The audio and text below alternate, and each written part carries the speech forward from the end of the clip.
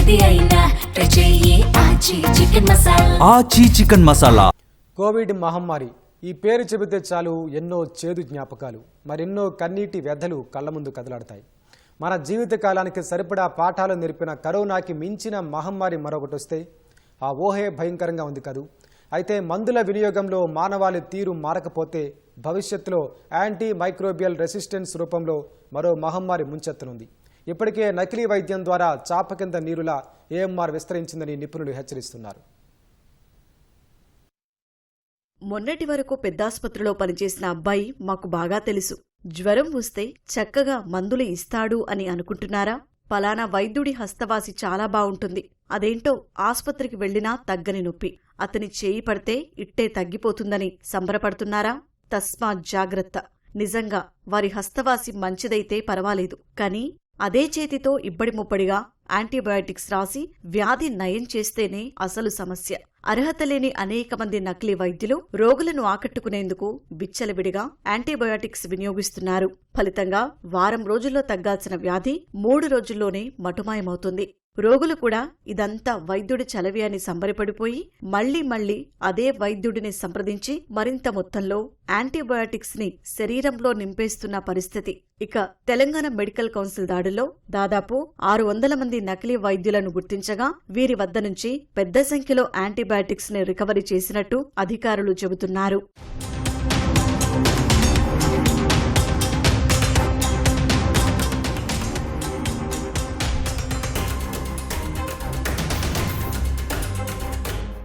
రోగికి ఏదైనా వ్యాధి సోకినప్పుడు దానిని తగ్గించేందుకు వైద్యులు 3 రకాల యాంటీబయాటిక్స్ ని ఉపయోగిస్తుంటారు. వ్యాధి తీవ్రతను బట్టి WHO సూచించిన యాక్సిస్, వాచ్, రిజర్వ్ అనే యాంటీబయాటిక్స్ ని సూచిస్తుంటారు. యాక్సిస్ అంటే కామన్ ఇన్ఫెక్షన్లకు ఇచ్చే సాధారణ యాంటీబయాటిక్స్. అలాగే రోగికి తీవ్రమైన నొప్పి ఉన్నప్పుడు వాచ్ యాంటీబయాటిక్స్ ని ఇస్తారు. ఇక రిజర్వ్ యాంటీబయాటిక్స్ ని రోగికి ఆఖరి ప్రయత్నంగా వినియోగిస్తుంటారు. ఇవి తెలియక కొందరు నకిలీ వైద్యులు రోగులకు వాచ్, రిజర్వ్ యాంటీబయాటిక్స్ ని సూచిస్తున్నారు. ఇలా విచ్చలవిడిగా యాంటీబయాటిక్స్ వాడకం వల్ల కొంతకాలానికి రోగి శరీరంపై యాంటీబయాటిక్స్ ఎలాంటి ప్రభావం చూపించవు. ఫలితంగా రోగి మృతి చెందే ప్రమాదం ఉంటుందని వైద్యులు చెబుతున్నారు. దీనినే ఏఎంఆర్ అంటారు. ఇటీవల ఆసుపత్రులకు వస్తున్న అనేక మంది రోగులకు పరీక్షలు చేయగా ఏఎంఆర్ ఉందని వైద్యులు గుర్తించారు.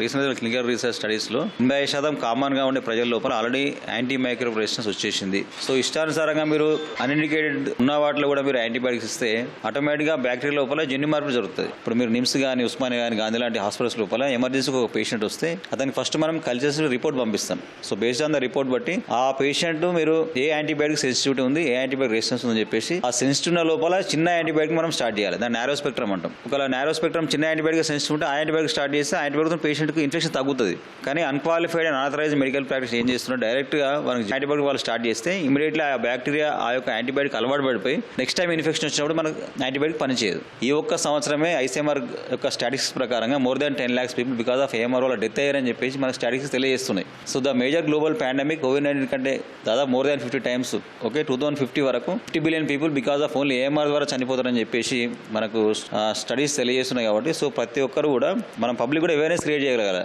కరోనాతో దాదాపు 2 ఏళ్లు ఎదుటివారిని తాకడానికి కూడా భయపడ్డ ప్రజలు యాంటీ మైక్రోబియల్ రెసిస్టెన్స్ వస్తే మరిన్ని ఇబ్బందులు పడక తప్పదు. పరిస్థితి చేయి దాటకముందే అధికారులు, ప్రభుత్వాలు చర్యలు చేపట్టాయి. మెడికల్ దుకాణాల్లోనూ ప్రిస్క్రిప్షన్ లేకుండా యాంటీబయాటిక్స్ ఇవ్వరాదని స్పష్టం చేస్తున్నాయి.